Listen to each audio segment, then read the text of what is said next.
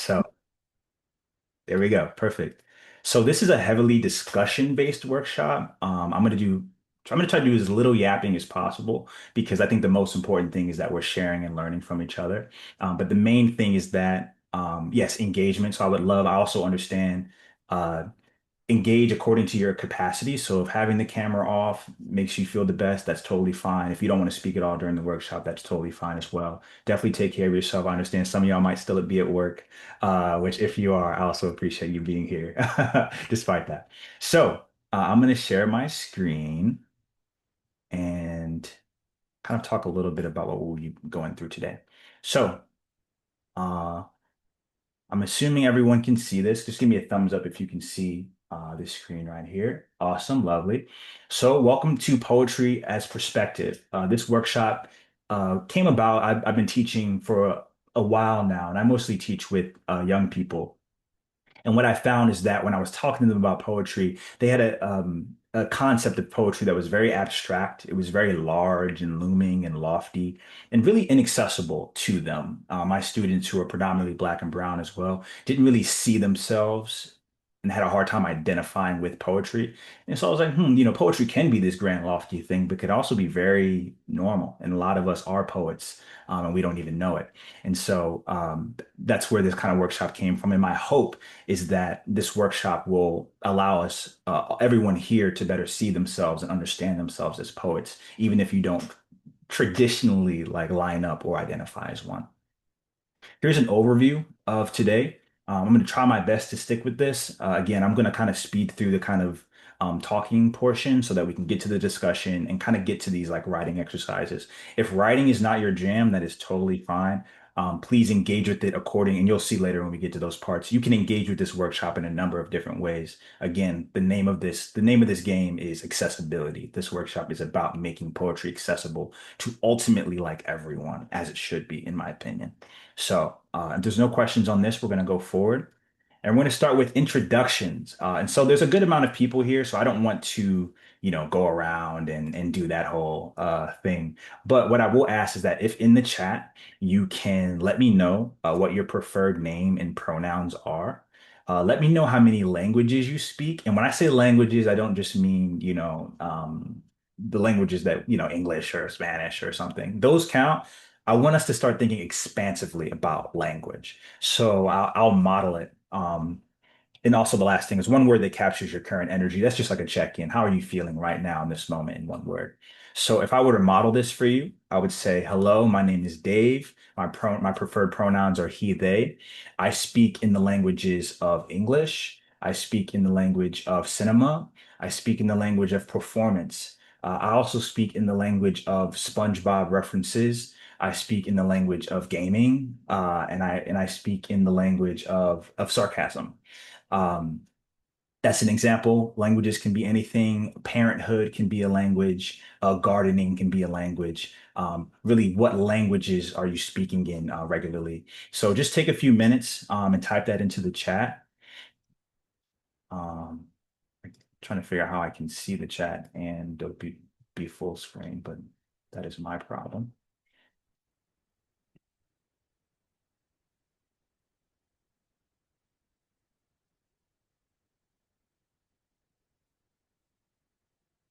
Yes. Um, So I'm gonna come off full screen just for a second because I really want to see what people are posting in the chat, if that's okay.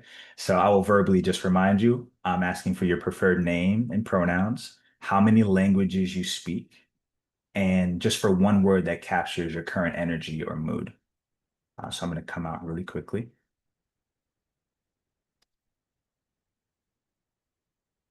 Yes, this is one of my favorite parts of the workshop. Welcome, Robin and Marilyn, Catherine. Satire. Satire is a wonderful language. I love that language, Marilyn. Thank you. Bird tweets. Yes, I'm new to that language, but there's a lot of birds around my neighborhood, so I'm also learning how to speak that language as well. Yes, Robin, welcome. Language of plants and trees. Beautiful, beautiful. Oh, Emma, I love the specificity. Hellenistic mystery cults, tarot. Yes. Appalachian folk magic. Yes. We welcome twisted energy. We welcome upbeat energy. We welcome delighted energy. This is beautiful. Welcome. Congratulations on retirement, Jerry. Speaking in water. Water is a beautiful language. Oh my goodness. Universal language, some would say. Absolutely.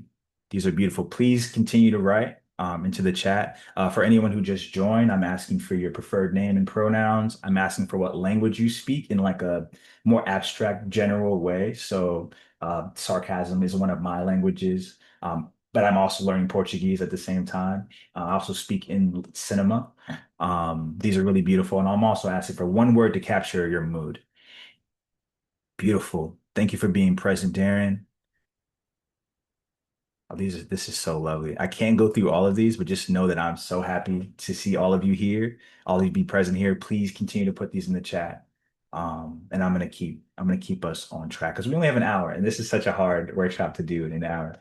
Um, welcome. We welcome all the different energies and languages and moods in this space right now. Thank you for being here. So let's keep going forward.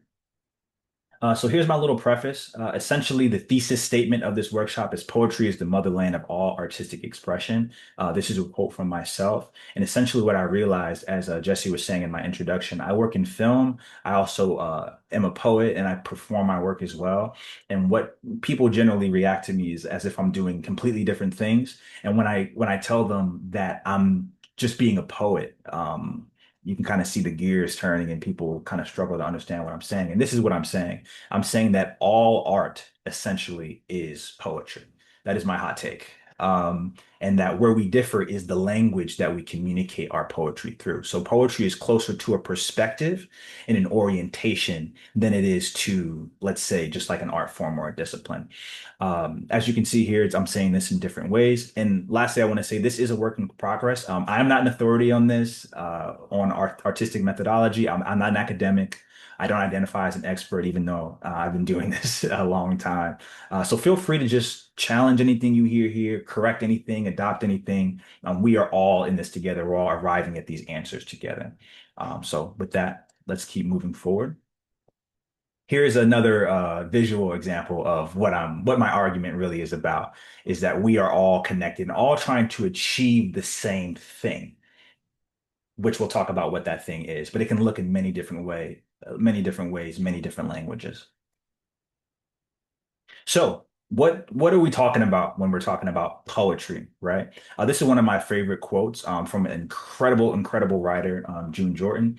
Poetry is a political act because it involves telling the truth. In the process of telling the truth about what you feel or what you see, each of us has to get in touch with him or herself or themselves in a really deep and serious way. I think all poetry and all artistic endeavors involve this right here, getting in touch with oneself and telling the truth, whatever that truth may be, that relative truth may be, or universal truth.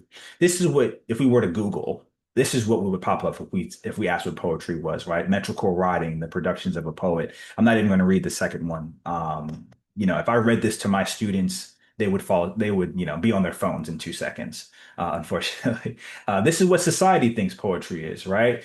You're either a spoken word poet, or like a performance poet, a slam poet, or you're Shakespeare for some reason, or it's just like this academic thing, or it's this sort of, kind of black oral tradition sort of thing. Both of these things are very limited, and myself, I'm very suspicious of binaries. So we're going to leave this one alone. What we'll say for this workshop is that poetry is a perspective or way of seeing that pays acute attention to the relationship between images, objects, ideas, thoughts, feelings, and living things, and art in the way that I'm going to be using it for the next however long we have here, 45 minutes roughly.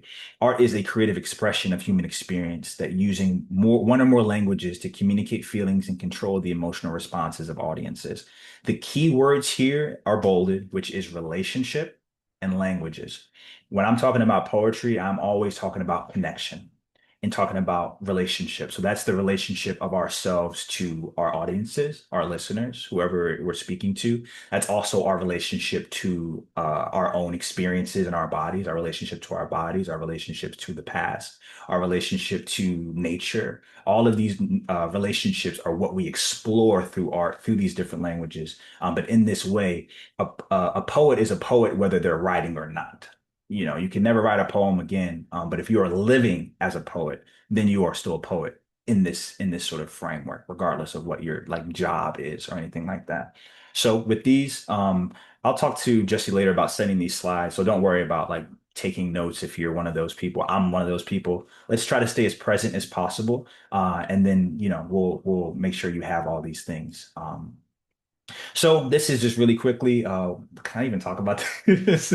I just don't like the term multidisciplinary artist. It feels like it's centering what we create, like product, over the actual process and act of making. The act of making is very similar. All of us, writers, dancers, musicians have similar processes. But when we talk about things like genre, then we get put in separate categories. And so multidisciplinary, or I don't even like the word discipline. It doesn't feel like it really captures what it is that we're trying to do. But I'll get off my soapbox for the sake of time. So here's an example. It says examples. I had to like cut a few out. But breath is our first language. This is from Mary Oliver, one of the goats of poetry, of writing. And breath is our first language is exactly what we're talking about, right? We are all speaking the same language in one way or the other.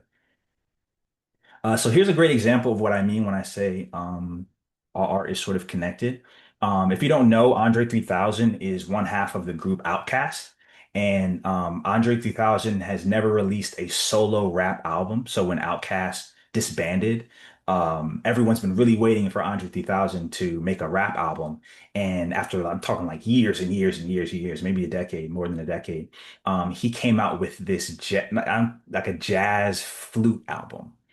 And the first track on the album is called I Swear I Really Wanted to Make a Rap Album, but this is literally the way the wind blew me this time. And there's so much power in that, right? So much awareness. But pay attention to that, the wind idea, right? The way the wind blew me. What is the wind, right? When we're talking about nature, we're talking about relationship as well. Something outside of us that is moving us to make things, and how do we listen to that? How do we tap into that? So another really good example of this is you don't have to worry about reading all this. James Carey is a linguist, or was a linguist in communication, like a journalist. And essentially, he, after reading this book by Ashley Kahn, realized that John Coltrane, in his movement, he has I guess we can call it an album. Um, A Love Supreme. A Love Supreme. I mean, it's probably one of his most famous albums. And essentially, the fourth movement is Coltrane playing a poem that he wrote on the paper. Um, you can see the poem here. So if you look in the liner notes, you can see on top of the music, on the music notes, are words. Um, and there's actually a prayer at the very bottom. It says, all paths lead to God. Um, Little notes like that. So there's a video that along with this, I don't think I'll have the time to play it. If we have time at the end, I would love to play this with y'all. It's actually mind blowing. But if you have a chance to, I will also put it in the chat later. Listen to it. In the video, you hear Coltrane play every single note, and every single note is a word. And it is fascinating to read, but it's also the praxis of exactly what I'm talking about. Uh, Everything we're doing is connected. Music is poetry, dance is poetry, film is poetry. It all depends on how you're engaging with it. We all with me so far? I know I'm like speed running this, but it's because I want to hear from you actually, and I want us to like have exercises and do stuff. Great, I'm seeing thumbs up. Thank you. I'm seeing hearts. Thank you so much for being here. Y'all are so cool. All right, so my last section on, oh, this is the video. Let me, no, stop, sorry. Next page. Why is this useful? Why is this useful? Why are we talking about this? This could be 100. This could be a list of 100 things, but I narrowed it down to three. why I think this is really important. One is intention.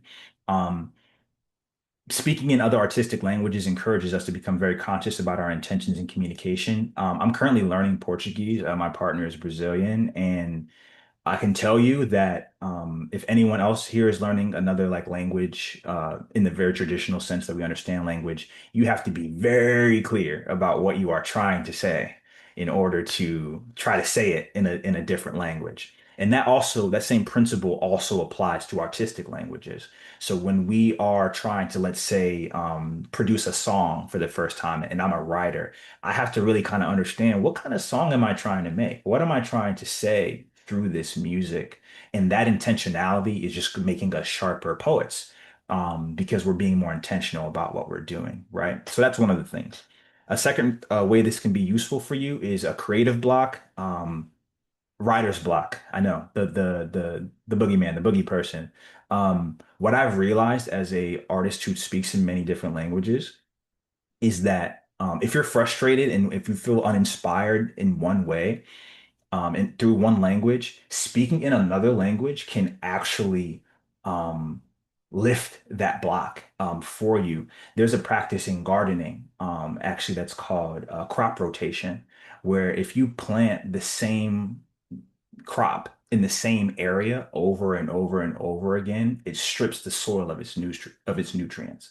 And so what experienced gardeners would do, which I'm not one of them, by the way, I can't keep a plant alive to save my life, but what experienced gardeners will do is they will plant different crops in the soil throughout the year. And what that does is keep the soil rich. And that same principle also applies to our creative gardens, right? So if I'm frustrated with a poem, I just don't, which right now, I'll be honest with you, I'm not feeling very like poety, right? In terms of writing right now.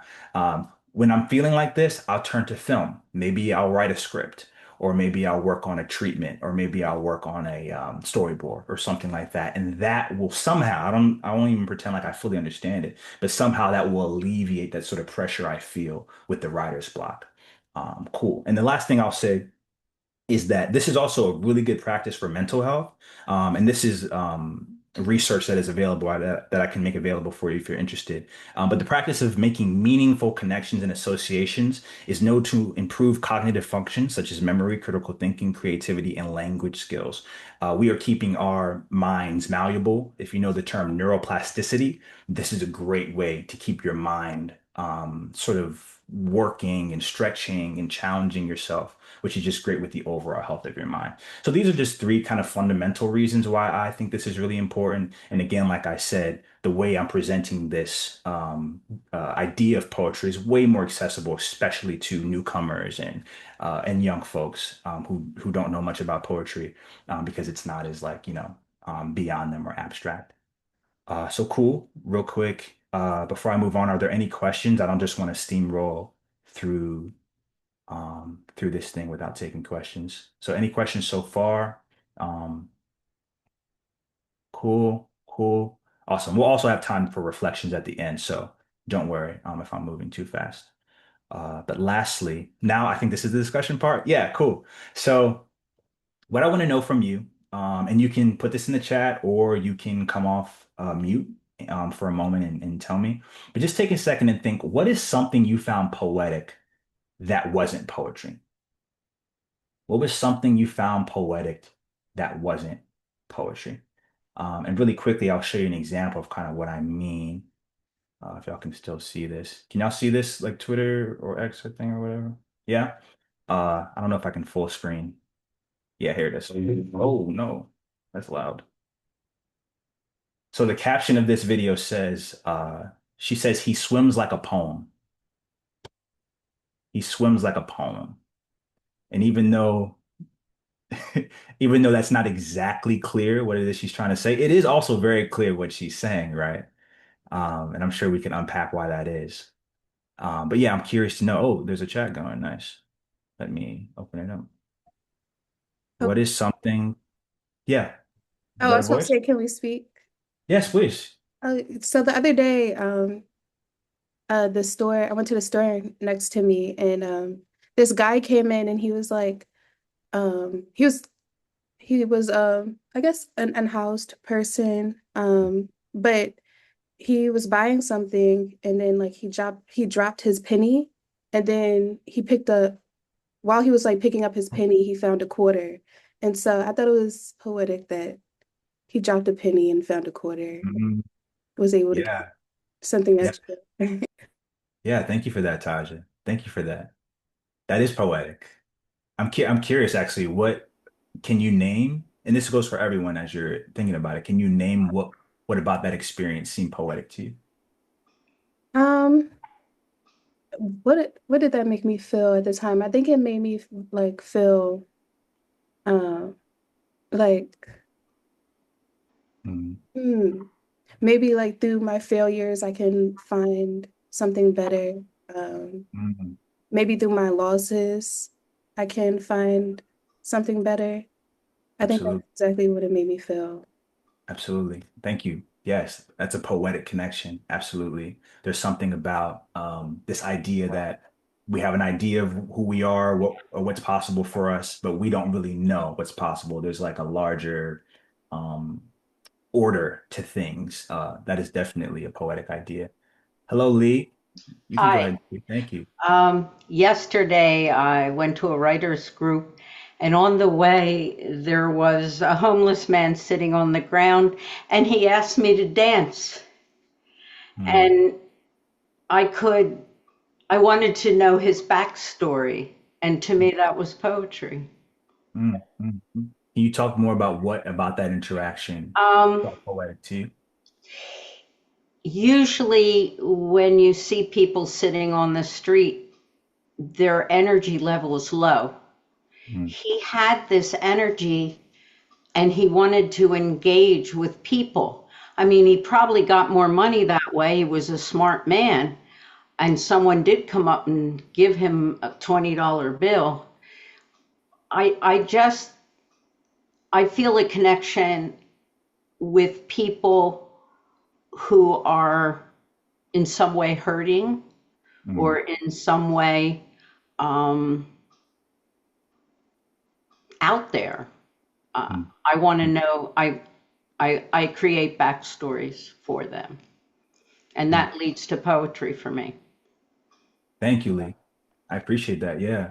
There's in that moment, I also want to make the connection that we've just had two stories about two unhoused people and what's the connection there, right? Between being unhoused and maybe even nature. What does that say about the construct of um, um, humanity and privilege as well? What does that do to separate us from poetry? Hello, Emma. Yes, feel free to speak. Also, the chat is going wild right now. I'm seeing some great responses in here as well. Yeah, go ahead, please. Hi guys. So yesterday I had to get an Uber from where I was at South Street to go home because I've got a funny body that likes to pop in and out of place, Mhm. right? So I just found out that I have Ehlers-Danlos. So my connective tissue is shite. And so I get out of the Uber and there's an older woman leaning on my stoop and I see that she has a bedazzled cane. And I was like, oh my gosh, girl, I love your cane. That's so fancy. And she was like, yeah, it's my partner. And I was like, yeah, that's really nice. I need to get myself one of those. And she goes, well, let me show you something. She unscrews the top part. It was a knife. And I was like, oh my gosh, wow, that's your partner. I get it now. And she goes, well, let me show you something else. And she unscrews the second part. It was an entire sword, like a full on like saber, bedazzled cane. And I said, now I really need to get myself one of those. Thank you. So I think the poetry of that was me being disgruntled that I couldn't walk home because now I have bad connective, whatever. Um, and then turns out I can have a knife and a sword and a cane and be all right. Thank you guys. Thank you so much for sharing that. Yes. Yeah, I'm hearing there's this theme of the unexpected between all these stories, right? It was like we went in thinking one thing, something happened, and now we're thinking this whole other way, right? That is absolutely poetic to me. We got one more minute. If anyone wants to jump in and give one more, I can also check out what's going on in the chat. Um, I'll go. For me, sometimes poetry is like if I wrote it in any other way, it would be like too on the nose. Like an editor wouldn't take this as something plausible to happen in fiction, even though it mm, has happened in real life. So like when I was getting like this big old like flower sleeve, I just gave my artist like a list of flowers that I liked. And she ended up putting like an orchid for my mother right up here, and then orange blossoms for my dad. And then the two that she chose to go between uh was an olive branch and then a sweet pea. And I didn't know this until I was Googling sweet peas for something else, but sweet peas, like their average like blooming day is my birthday. Um, and my parents are also super divorced, so the olive branch is very relevant. But yeah, like Wow. if I wrote that for a character, it would be too on the nose, but it is like a thing that happened in my life. Wow. Wow. Yeah, that is like some main character energy right there. Uh, I also really love that story because another story where there's a human connection involved where we're meeting someone who is offers us something that is beyond what we think is possible, or maybe we think is possible for ourselves or would be acceptable. And yet here it is, and it's beautiful, and it almost seems magical. So all these are absolutely correct. You can also continue to keep connecting in the chat and throwing things in the chat. I want to keep us moving. But I love that we're all seemingly on the same page about these ideas. So let me come out real quick. Present. Thank you. So now I want to get us into our exercises. So what I want us to do, and again, if you're not in the headspace for this, feel free to chill. There's also a low capacity alternative at the bottom if you're really just not feeling it, but you still want to participate. Essentially, what I'm going to ask you to do is I want you to choose an object in your room or wherever space that you're in, and I want you to describe it in as much detail as you can. Now, when you get past the like physical details, think about its mechanics. Think about the associations that you make in your mind when you think about that object. Think about what associations other people might make with that object. I tend to think about idioms or just common sayings that involve that object as well. And at this stage of the exercise, there's another part. I want us to resist the urge to make sense. I think making sense is the enemy of poetry at times because there is something about poetry, as we've just discussed, is kind of unspeakable. Something about it just feels like it's beyond language itself, and we're just like trying to get it in language. So let's take like 5 minutes, I think I have for this. Generate this list. I'm not going to give you a bunch of time because I don't want you to overthink it. This is not a test. There's no grades, I don't think. Um, so I'll give you 5 minutes. We'll talk about this, and then we'll share out what sort of things we found. So again, just describe an object in your room or your space in as much detail as possible. And also, if you don't have the capacity for that, choose an object from your memory. Just choose an object that you know well and describe it the best you can. Okay, so we'll just take 5 minutes and work through that. If you have any questions, feel free to put in the chat, and I'll address it.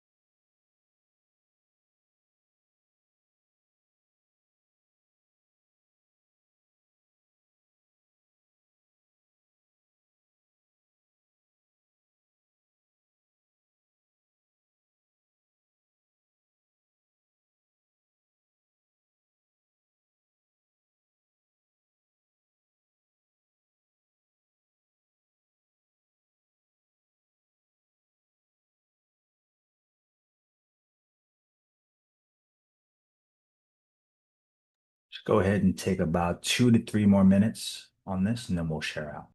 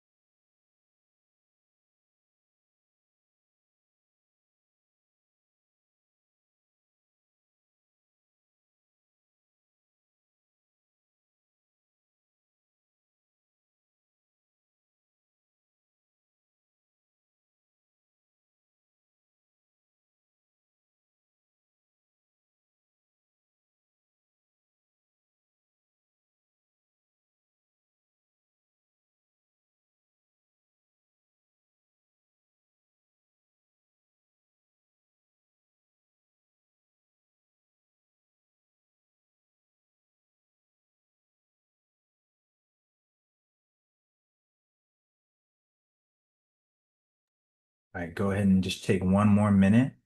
And if you think you're finished, I'm going to challenge you to unthink that and think about the object in a new way.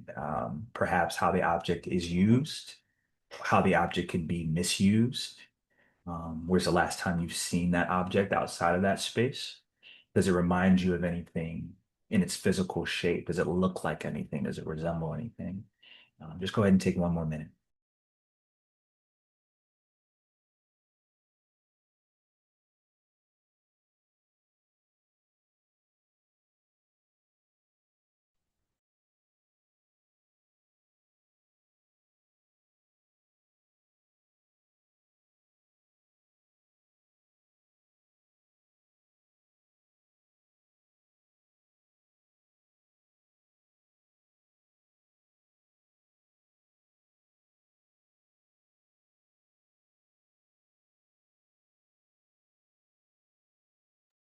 Okay. I want to start inviting folks back into the space. If you're still writing, that's okay. But I would love to hear from some people about their list. What object did you choose? And what was your list? Yeah, any takers?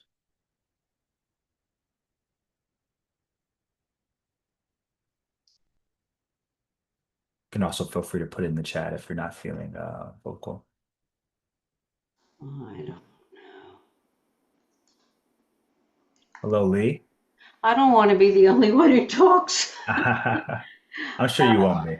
I wrote about the clock on the wall. Beautiful. I said analog wall clock, oval, always moving, even Mm. broken, it's right twice a day. Now this one is silent. It's made to look like it's made of burled wood. The face says Bulova, and below the hands and above the six, it says quartz.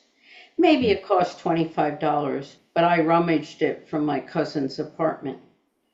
Black numbers, gold accents. I find myself watching the second hand. I use it to time my balance exercises. It's always there, always visible, asks nothing, or maybe a battery once a year. I can't make it stop. I can't control it. Sometimes it seems to speed up or slow down. Wow. Yeah, that was a poem. That was a poem. That was beautiful. Thank you, Lee. I loved all the different like angles you viewed that the history, even some of the presumptions that you made about the clock and where it came from, how much it cost. I thought all that was really lovely and great for the second exercise. So hang on to that for sure. Does anyone else want to share? That was a great introduction.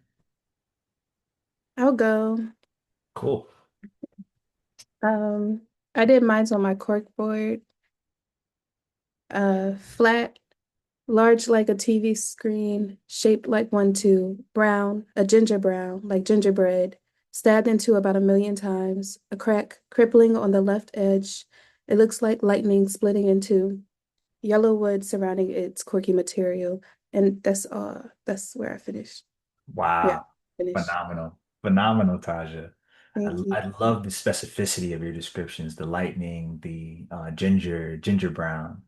Uh, very excellent attention to detail, and will also be very useful in the next exercise. So thank you so much for sharing. And I love that in both your and Lee's example, I can see it. Um, Again, very poetic, and we're just describing a thing, right? Uh, it's Thank you. beautiful. Thank you. Anybody else want to go? We have time for, I want to say one more. All good. If not, I think I see some in the chat. Got circles of, we got fabric, a violin box. Mhm. Jasmine raised her hand. Oh, absolutely. Hello, Jasmine. I okay, so for the record, I just got here and yeah, I Okay. really liked yours. So I wrote one real quick after hearing you. I have a Oh, good. Thank you. container of beads here with me, Ooh. and so it's really short. It says bleed. They also they're two tone. They so Jasmine, I'm having the trouble trying hearing you. Is oh, it can you possible hear? you could? Yeah, Yes, can you hear me a that's little bit better. better? Okay, That's better. cool. Yep. Thank you. Um, beads blue two, light sky and cobalt, small, made to be strung together, rattles like a snake, mainstay, glass, can't wait. Beautiful. Beautiful. I love the different senses you engaged. We got some real poets in here, by the way. Like I've done this workshop in different environments, and y'all are already like making poems just by observing. And I don't know if that's just my poet brain, but I can already see some of you are already doing kind of the next step of the exercise, which is great. And also, I want to acknowledge the ones in the chat as well. Really phenomenal work as well. So this last exercise in our time together is essentially what I want you to do is something that I was made to do when I was a kid. I come from preachers, and my dad would have me point to an object in the room because he wanted me to be a preacher, and he would have me try to make a sermon out of it, right? So if we point to the vacuum cleaner, it's like, oh, we don't work without God's power, electricity, whatever, right? Um, so now I'm going to replicate my trauma here with you all and make you do it. Um, and so right now I'm going to basically ask you to, you can take your object that you just did for the first exercise, or you can even take an object that you heard. Maybe you really liked the cork board or the beads. Or the clock. You can also take these objects as well. And what I want you to do, I just want you to connect them in some way, shape, or form to life. Again, keeping it real broad to kind of make this as accessible as possible. We're just going to make a connection between this object in our space or an object that you heard and something about life. Now, again, some of you already did this, which is great. And if you did it already, let's try to take it further. How many connections can you make between your object and some aspect or quality of life? And I will also say the larger the distance between the object and its purpose and this new meaning that we're making out of it, the better. Just as a listener, and also as a low capacity alternative, you can just use your initial object or whatever object you choose for a metaphor of whatever. So if a metaphor for life just seems too broad or just it's not pulling you, you can make a connection to whatever you want to. The most important thing is again, we're making connections and that we are perceiving the relationship between regular, ordinary, quote unquote things and these grander things such as life. So what we'll do is we'll take, I want to say 10, I may stop y'all like around like 8 minutes or so. We'll just write it out. Again, this does not have to be a poem, quote unquote. But if you feel moved to make a poem, that's all right. If you're not a writer at all, this is actually not a workshop for writers, despite it seeming like that. If you want to make a song, that's perfectly fine. If you'd rather play out the connection through an instrument, your metaphor for life, that's absolutely fine as well. Whatever language that you speak in most fluently, feel free to do this exercise, do that. And if you have questions about any of this, of course, feel free to reach out in the chat. So we'll come back at around 4:52, 53, and then we'll share out for the rest of our time together.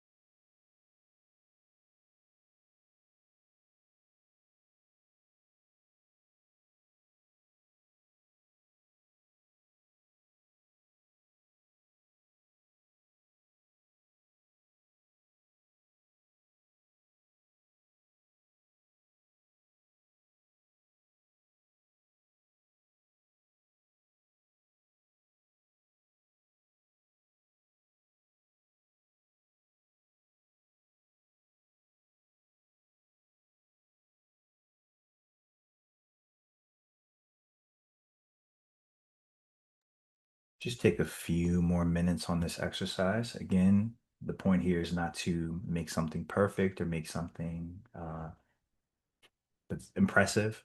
The point here is to make connections. I'm really excited to hear what you are creating.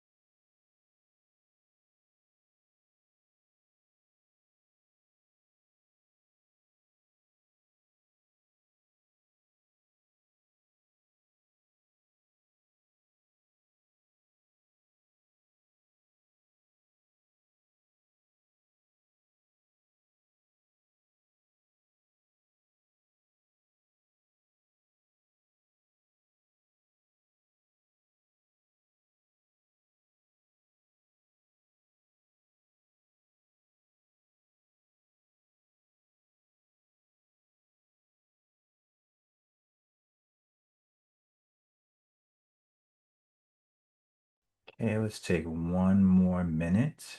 Well, you can take as long as you want to. I'm not your boss, but I'm going to invite people back in one more minute so that we can start sharing and end our timeout together.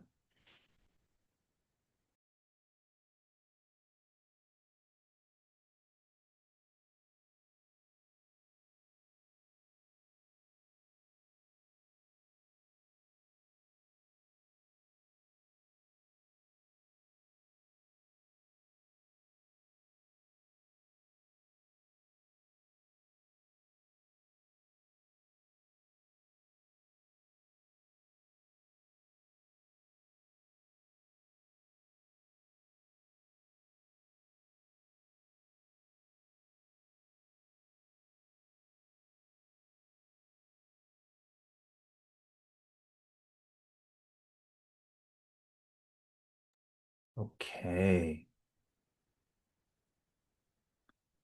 All right. Again, keep writing or keep creating if you want to. I'm gonna invite folks back so we can be start sharing. Um, cool. I'm really interested to hear what people have to say. I've done this workshop a few times now. No one ever really takes me on my offer to like dance this part out, but I keep hope alive.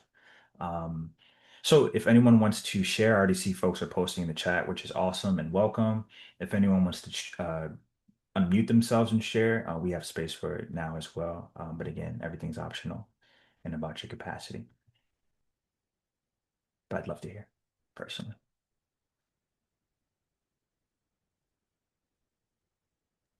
I'll jump in and share. I can I go. Oh, perfect. Well, Jerry, why don't we hear from you first since we haven't Yeah. heard you first, and then I would love to hear you afterwards. I Thank you. didn't I didn't really write. I don't want to share what I wrote because it's not anything quite yet, but I was describing a pear, a ceramic pear that we have as a decoration in our room. And I was talking about how beautiful it was. But then when I turned into a preacher, I talked about the pears that I saw on the sidewalk yesterday that fell off a tree and they were just rotting there and one of them had a bite out of it. And I was debating in my brain that the real pears were more beautiful even though they were rotting in a puddle, even that, and that one had a bite out of it.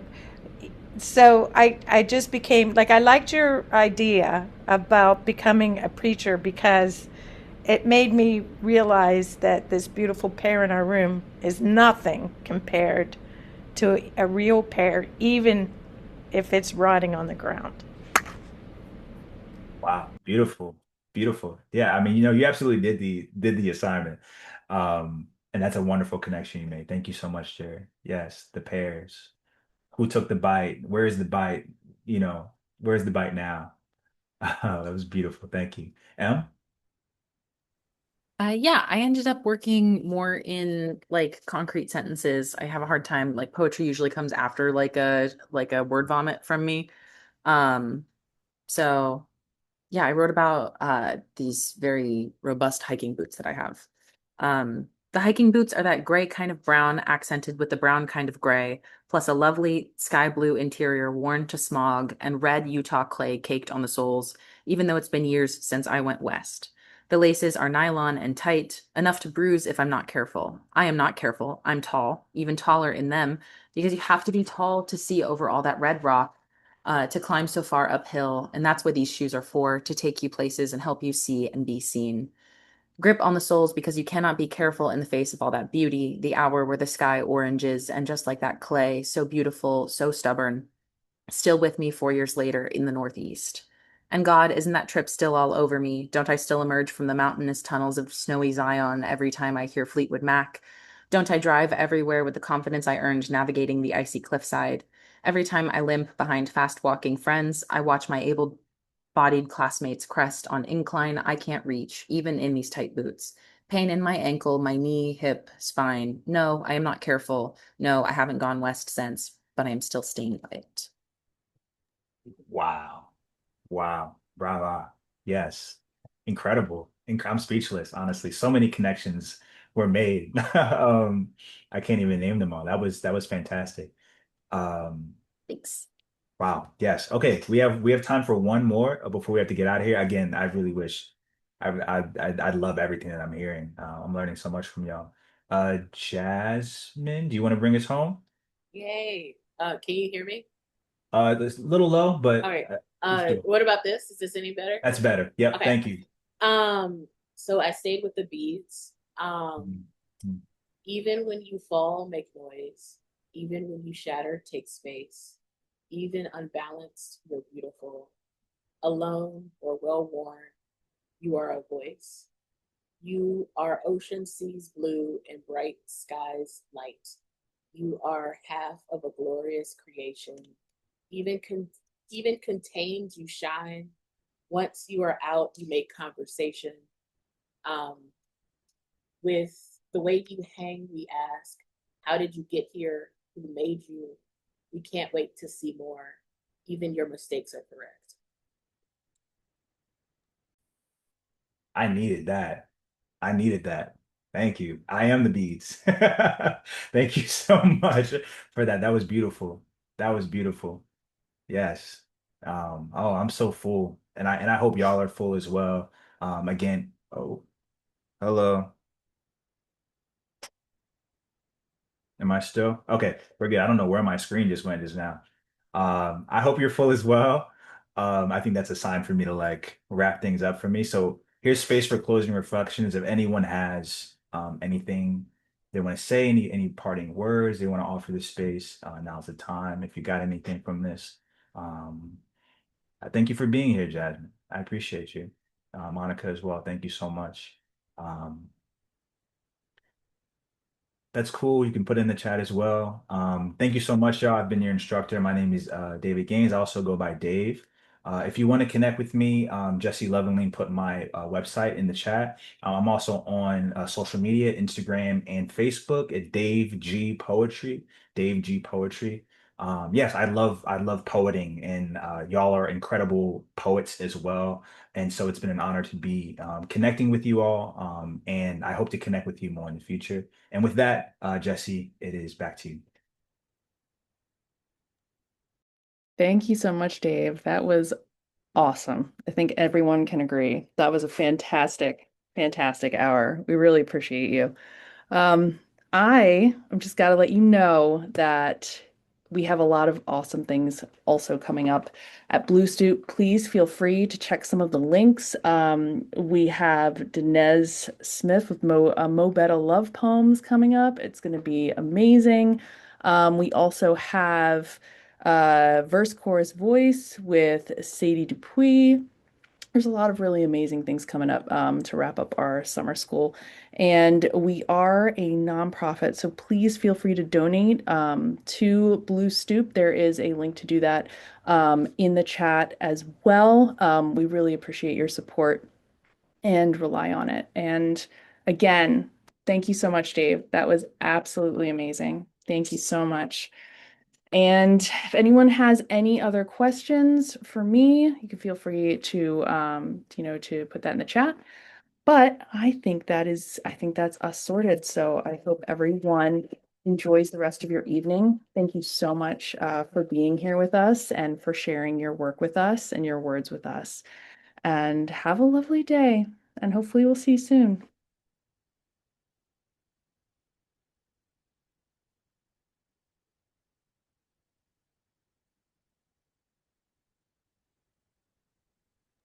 This is always the awkward part about being in a Zoom for me, like the ending part. I know. And I'm like, I need to figure out how to end this How long do I recording. stay? Oh, yes, true. We're still recording. I would love to talk to you, Jesse, about how I can send these slides for folks so they can refer to them in the future. Absolutely. Yeah, you can stay after everyone has Okay. departed and we will chat about that and I will again try to figure out how to Oh, I can end it actually. Oh, can There we you? go. I don't Uh, know why the